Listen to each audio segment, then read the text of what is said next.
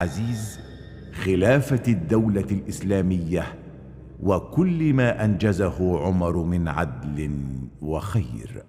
إنا لله وإنا إليه راجعون. يا رجاء، منذ توفي عمر بن عبد العزيز وأنت لا تغادر البيت. مصابي كبير في الخليفة يا زوجتي العزيزة. لم أكن فقط وزيره الأول، بل كان صديقي وأقرب الخلفاء إلى قلبي. ولكن العمل ينتظرك.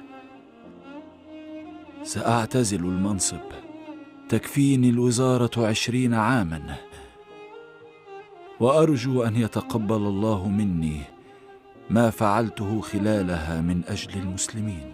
هل ستتفرغ لدروس العلم يا رجاء؟